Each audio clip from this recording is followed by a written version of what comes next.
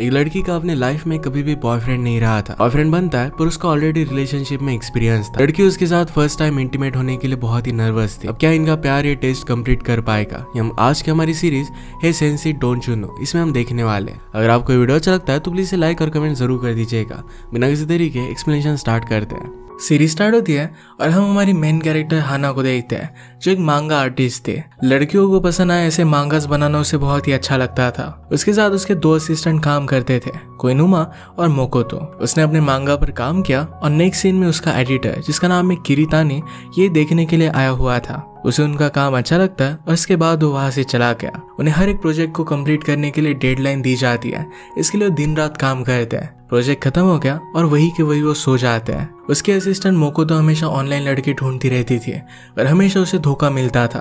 कोइनुमा को स्वीट्स बहुत अच्छे लगते थे। आज भी मोकोतो बता रही थी कि उसके बॉयफ्रेंड ने उस पर चीट किया। हाना उसे पूछती कि तुम्हें कैसे पता चला। एक सोशल मीडिया वेबसाइट पर उसके बॉयफ्रेंड ने जिस तरीके से फोटो डाली थी उसी टाइम पर और एक लड़की ने पोस्ट किया था।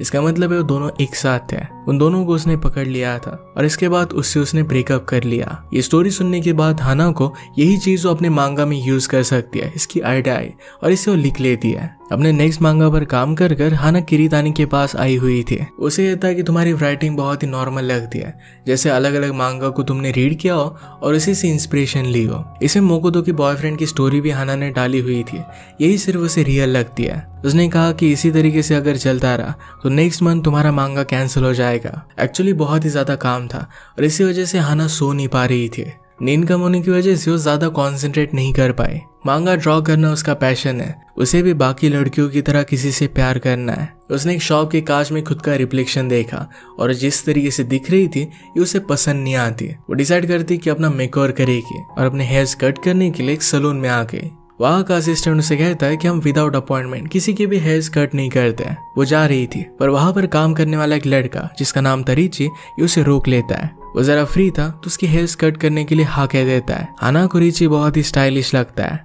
रीची ने उसे अच्छी तरीके से देखा और उसके फेस को जिस तरीके से हेयर स्टाइल अच्छी लगेगी ऐसी हेयर स्टाइल वो बनाने लग जाता है। उसने उसके हेयर्स बहुत ही अच्छे से कट किया। हाना को अपने हेयर्स की वजह से काम करते हुए प्रॉब्लम भी ना आए, इसलिए हमेशा उसे बांध कर रखती थी।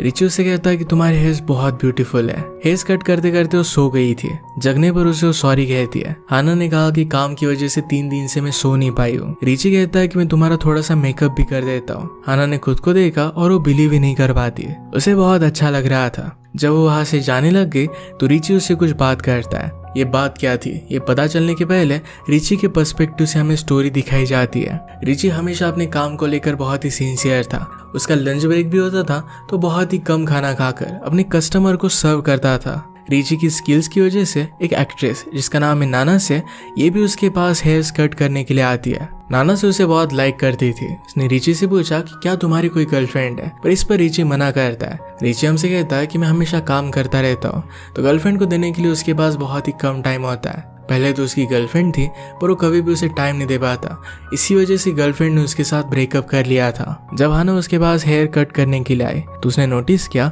कि हाना भी हमेशा बहुत ज्यादा बिजी रहती है। उसके पास उसका खुद का ख्याल रखने के लिए टाइम नहीं है। जब वो वहां से जा रही थी तो रिची उसे पूछ लेता है कि क्या तुम मेरे साथ डेट पर चलोगी। उसने इस क्वेश्चन को पूछने के लिए थोड़ा सा भी लेट नहीं किया था क्योंकि उसे बहुत पसंद आई थी। इसके बाद हम देखते हैं कि 1 मंथ गुजर गया था। रिची और हाना अब एक दूसरे के गर्लफ्रेंड और बॉयफ्रेंड थे। हाना के लिए अपना काम ही बहुत इंपॉर्टेंट था और इसी वजह से रिची को ज्यादा टाइम नहीं दे पाती। फाइनली आज उनका असाइनमेंट कंप्लीट हुआ। वो फाइनली अपना फोन देखती है तो उसने रियलाइज किया कि लास्ट 2 दिन से उसने रिची को रिप्लाई नहीं किया था। वो रिप्लाई दे पाती उससे पहले ही सो गए क्योंकि वो बहुत ही ज्यादा थक चुकी थी। सुबह होने के बाद उसने मैसेजेस चेक किए तो रिची का उसे एक टेक्स्ट आया था। उसे रात में मिलने के लिए आने वाला था। ये टेक्स्ट पढ़कर वो अपना दरवाजा खोलती है तो रिची उसके दरवाजे के पास ही सो गया था। रिची उसे उठाती है और उसे गले लगा लेता है। हाना एम्बैरेस हो गई क्योंकि 2 दिनों से उसने नहाया भी नहीं था। रिची कहता है कि बहुत टाइम से हम एक दूसरे से मिल नहीं पाए, ये मेरा रिवॉर्ड है। इसके बाद हाना नहाने के लिए चली जाती है।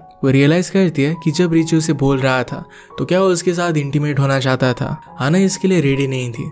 उसने बाथरूम का डोर खोला तो रिची अपने कपड़े निकाल रहा था। उसे पूछती कि तुम कर क्या रहे हो।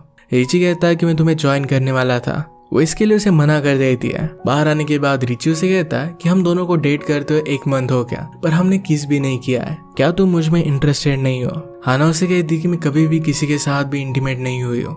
इसी वजह से वो बहुत ही नर्वस थे। इसके बाद रिची के पर्सपेक्टिव से कल रात से हमें स्टोरी पता चलेगी।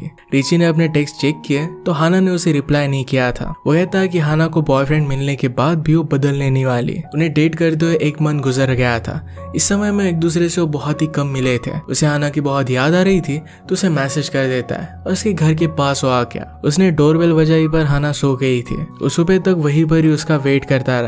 हाना ने जब उसे कहा कि वो नर्वस है क्योंकि किसी के साथ भी वो इंटीमेट नहीं हुई थी तो रिची उसे किस कर लेता है। इसके बाद वो दोनों इंटीमेट होने लग गए पर हाना को अपने एडिटर का कॉल आ गया। एक नए इशू पर उसे काम दे दिया जाता है। अभी के अभी उसे काम स्टार्ट करना पड़ेगा।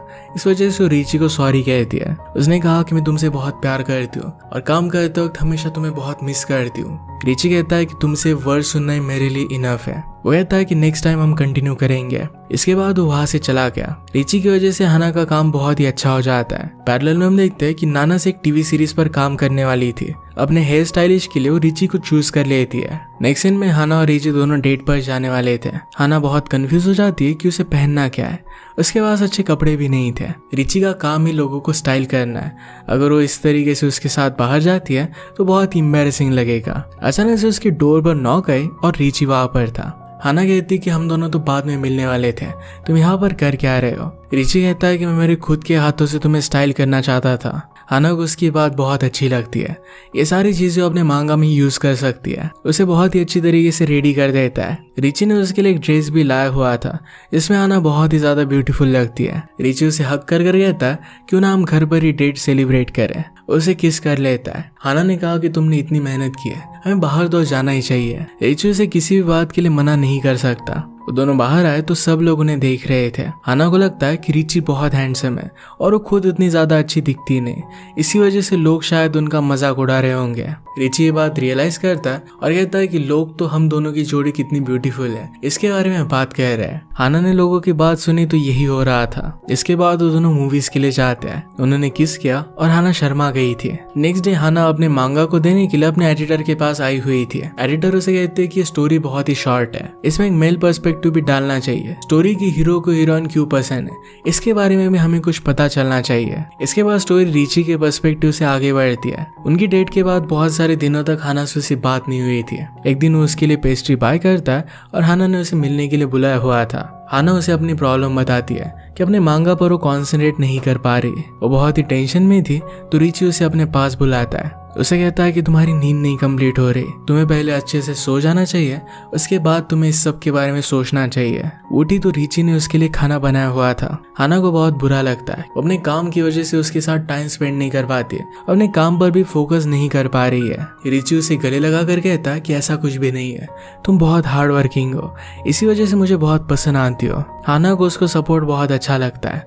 वो काम करने के लिए रेडी थी। नेक्स्ट सीन में हम देखते हैं कि रिची नाना से को रेडी कर रहा था। थोड़ी देर में हाना उसके पास आके और उसे गले लगा लेती है। कहती कि तुम्हारी वजह से मैं मेरी स्टोरी कंप्लीट कर पाई। रिची उसे कहता है कि जब भी मैं तुम्हें देखता हूँ तो खुद को कंट्रोल नहीं कर पाता और उसे किस कर लेता है। अगले दिन हाना अपने असिस्टेंट्स के साथ थी। मोकोतो का फिर से ब्रेकअप हो गया था। कोइनुमा से कहता है कि बैंड मेंबर, बारटेंडर या फिर ब्यूटिशियन, इन तीनों में से हमें किसी को भी डेट नहीं करना चाहिए। हमेशा अलग अलग लड़कियों से मिलते रहते हैं, इस वजह से वो सब चीजें सही नहीं रहती है। हाना सोचती है कि रिची भी एक ब्यूटिशियन है। उसे उसके बॉयफ्रेंड के बारे में वो पूछ रहे थे पर हाना उन्हें कुछ भी नहीं बताती है। नेक्स्ट सीन में हमें कोइनुमा के एक्सप्रेशन से पता चलता है कि वो हाना को लाइक करता है। हाना उन दोनों को अपने फैमिली की तरह समझती थी, जैसे उसके वो ब्रदर और सिस्टर्स हो। वो रात में कोइनुमा पर एक ब्लैंकेट डालती है और उसने उसका हाथ पकड़ लिया। उसे अपनी फीलिंग्स के बारे में बताने वाला था पर मोकोतो नींद में बात करने लग गई। हाना को कोइनुमा के फीलिंग्स के बारे में जरा डाउट आता है। अचानक से डोर पर नॉक आई और ये रिची था। वो दोनों फर्स्ट टाइम रिची से मिलते हैं। उसका प्रोफेशन जब वो उन्हें बताता है तो हाना को लगता है कि उसके असिस्टेंट उसे एक्सेप्ट नहीं करेंगे। रिची ने हाना से कहा कि मैंने तुम्हें मैसेज किया था। रिची जब ये देखती तो 5 आवर्स पहले का था। 5 घंटे से वो बाहर हाना का वेट कर रहा था। रिची एक ब्यूटिशियन है पर फिर भी वो हाना से बहुत प्यार करता है। ये चीज वो दोनों रियलाइज करते हैं। कोइनुमा को तो बहुत बुरा लग रहा था। कोइनुमा ने भी रियलाइज किया कि जिस तरीके से रिची उससे प्यार करता है शायद उस तरीके से वो हाना से प्यार नहीं कर पाएगा। इसके बाद वो दोनों ड्रिंक्स के लिए चले गए। हाना कहती कि तुम्हारे आने की वजह से मुझे बहुत अच्छा लगता है। इसके बाद वो दोनों किस कर लेते हैं। वहां पर पड़ा हुआ हाना का मांगा वो देख लेता है। इससे वो समझ गया कि हाना भी उससे बहुत अट्रैक्टेड है। पिछली बार वो फोन कॉल की वजह से डिस्टर्ब हो गए थे और अब फिर से इंटीमेट होने की कोशिश करते हैं। हाना बहुत ही ज्यादा थक गई थी और वो सो जाती है। रिची इस बात पर हंस देता है। सुबह उसके लिए एक नोट रखकर वो वहां से चला गया। अपना मांगा कंप्लीट कर हाना अपने एडिटर के पास आई। एडिटर कहता है कि तुम्हारी राइटिंग जरा बदल गई है। हाना जरा वरीड हो गई, पर एडिटर ने कहा कि बहुत ही अच्छा है। उसने कहा कि मुझे तुम्हारे साथ कुछ बात करनी है। वे दोनों एक जगह पर आ गए। किरीतानी कहता है तुम्हारे मांगा पर एक सीरीज बनने वाली है, क्या तुम इसकी परमिशन दोगे? हाना ने देखा कि इस मांगा पर नाना से काम करने वाली है। उसकी बहुत बड़ी फैन थी, वो बहुत ही एक्साइटेड थी और इसके लिए वो हाँ कहती है। वो आज बहुत ज्यादा खुश थी। वो भागते भागते रिची के पास आई। रिची किसी और लड़की को हक कर रहा था, इस वजह से उसे बहुत बुरा लगता है और वहां से वो चली जाती है। रिची उसे कॉल करने की कोशिश करता है पर उसे वो पिकअप नहीं करती है। उसे लग रहा था कि शायद अब रिची उसके साथ ब्रेकअप करना चाहता हो। नेक्स्ट डे वो किरीतानी के साथ टीवी शो के शूट पर आई। नन्ना से उससे मिलने के लिए आती है और नन्ना से भी हाना की बहुत बड़ी फैन थी। वो एक दूसरे को मिलकर बहुत एक्साइटेड थी। रोल के लिए नन्ना से ने अपने हेयर्स भी चेंज कर लिए थे। उसका स्टाइलिश यानी कि रिची यहाँ पर आया हुआ था। इसके बाद रिची के पर्सपेक्टिव से स्टोरी आगे बढ़ती है। उस सुबह जब वो जा रहा था तो हाना ने नींद में उसका नाम लिया और उसने स्माइल किया। रिची को बहुत क्यूट लगती है। रात में उसके पास नाना से आई। उसे अपने न्यू रोल के बारे में बताती है। कहती कि एक लड़कियों के मांगा पर है, शायद तुम उन्हें पढ़ते नहीं होंगे। रिची ने कहा कि जब से मेरी न्यू गर्लफ्रेंड बनी है तब से मैं उसे रीड करने लग गया हूँ। नाना से ने उसे उसका पिक्चर मांगा तो रिची के पास सिर्फ एक ही पिक्चर था जिसमें हाना सो रही थी। नाना से को इस वजह से बहुत बुरा लगता है। उसने रोल के लिए उससे अपने हेयर चेंज करवा लिए। नाना से को रिची के हाथ का मेकअप बहुत अच्छा लगता था, इस वजह से उसे कहती है कि मेरा एक टीवी शो आने वाला है, इसके लिए क्या तुम मेरे स्टाइलिश बनोगे? रिची फिर मान जाता है तो नाना से ने उसे हक कर लिया। यही बात हाना ने ऊपर से देख ली थी। रिची को फिर नाना से के शो की स्क्रिप्ट मिलती है। ये पता चलने के बाद उसे बहुत अच्छा लगता है। वंडर करता है कि हाना ने अब तक उसे कुछ भी बताया क्यों नहीं। शायद उसे मिलकर वो सब कुछ बताने वाली होगी। अब जब वो सेट पर एक दूसरे से मिलते हैं तो एक दूसरे से बात करते हैं। तो रिची पूछता है कि हुआ क्या है। हाना उसे कहती कि तुम किसी और को हक कर रहे थे। जो भी हुआ था रिची सब कुछ उसे बता देता है। कहता है कि नाना से मुझे बड़े ब्रदर की तरह समझती है, हम दोनों के बीच में कुछ भी नहीं है। इसके बाद उन दोनों ने किस कर लिया। ये सब बातें दूर से नाना से सुन रही थी। नेक्स्ट सीन में रिची जब उसका मेकअप कर रहा था तो रियलाइज करती है कि उसे इस तरीके से छोड़ नहीं सकती। वो डायरेक्टली हाना के पास गई। उसे कहती कि रिची मुझे बहुत पसंद है और इस तरीके से मुझे जाने नहीं देने वाली। अगले दिन हाना को किरीतानी का कॉल आया। वो कहता है कि सीरीज की प्रमोशन के लिए तुम्हें नाना से के साथ एक इंटरव्यू देना पड़ेगा। नाना से की वजह से हाना इसके लिए मना कर रही थी, पर प्रमोशन के लिए उसे करना ही पड़ेगा। ये इंटरव्यू एक वीक बाद था। वो अपने हेयर्स ठीक करने के लिए रिची के पास गई। रिची उसे कहता है कि शायद एक वीक तक हम एक दूसरे से मिल नहीं पाएंगे। टीवी शो की शूटिंग चलेगी तो रात में बहुत ही लेट हो जाएगा और एक दूसरे से मिल नहीं सकते। हाना ने भी रियलाइज किया कि रिची भी अपने काम को लेकर बहुत सीरियस है। वो दोनों अपना बेस्ट वर्क कर रहे हैं। एक वीक तक वो नहीं मिलेंगे तो रिची हाना के साथ बाहर आया और उसे किस कर लेता है। इसके बाद एक वीक बीत गया और इंटरव्यू का डे आया। नाना से और हाना इंटरव्यू में बात करने लग गए तो दोनों का मांगा बहुत ही फेवरेट सब्जेक्ट था, इस वजह से बहुत ही अच्छे से वो बात करते हैं। वो भूल ही गए थे कि एक दूसरे को हेट करते हैं। हाना से पूछा गया कि क्या आपकी टीवी सीरीज को लेकर कुछ विश है। हाना कहती कि जिस तरीके से मांगा में एक मैजिक है उसी तरीके से एक अच्छा टीवी शो ने प्रोड्यूस करना चाहिए। इस इंटरव्यू के बाद हाना ने नाना से को थैंक यू कहा। नाना से कहती कि सिर्फ इंटरव्यू में मैं तुम्हारे साथ अच्छे से बात कर रही थी। इंटरव्यू के बाद किरीतानी हाना से कहता है कि तुम्हारा बॉयफ्रेंड बहुत हैंडसम है, उसी की वजह से शायद तुम्हारा वर्क इम्प्रूव हुआ है। हाना कहती कि आप भी मुझे बहुत अच्छे से गाइड करते हो और इसी वजह से अच्छा हो पाया है। अब इंटरव्यू से पहले रिची के पर्सपेक्टिव से स्टोरी हमें पता चलेगी। वो नाना से का मेकअप कर रहा था। उसे बता देती है कि उसे बहुत लाइक करती है,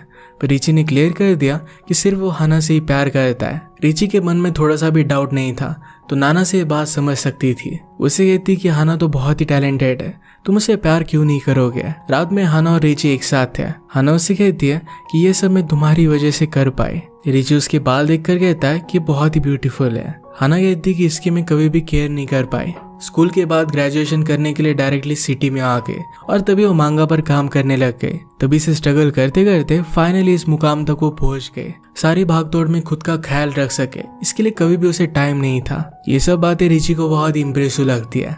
रिची ने आज हाना को किरीतानी के साथ देखा था। उसे कहता है कि किरीतानी तो बहुत ही हैंडसम है। हाना उसे कहती है कि क्या तुम जेलस हो रहे हो। रिची उसे किस कर लेता है। आज वो फाइनली इंटीमेट हो जाते हैं। हाना के फर्स्ट टाइम था, उसे बहुत ही अच्छा लगा था। इसके बारे में फोन में लिख रही थी। अगले दिन रिची हाना को अपने डेट के लिए रेडी कर रहा था, पर तभी हाना को कॉल आ गया। फिर से और एक प्रोजेक्ट के लिए उसे बुलाया जा रहा था। रिची ये बात समझ सकता था, वो दोनों हमेशा बहुत बिजी रहते हैं, पर फिर भी एक दूसरे के साथ वो रिलेशनशिप में रहना चाहते थे, क्योंकि एक दूसरे से वो बहुत प्यार करते हैं। एक दूसरे की प्रॉब्लम समझकर हमेशा सपोर्ट करने के लिए एक साथ है। इसी के साथ इस सीरीज का एंड हो जाता है। अगर आपको एक्सप्लेनेशन अच्छा लगा तो प्लीज इसे लाइक और कमेंट जरूर कर दीजिएगा। मैं बहुत सारी सीरीज और मूवीज लेकर आता रहता हूँ, तो प्लीज चैनल को सब्सक्राइब कर दीजिए और बेल नोटिफिकेशन आइकन दबाना मत भूलिएगा। हम फिर से मिलेंगे और एक नए वीडियो के साथ, तब तक के लिए थैंक यू और आप अपने आप का ख्याल रखिए।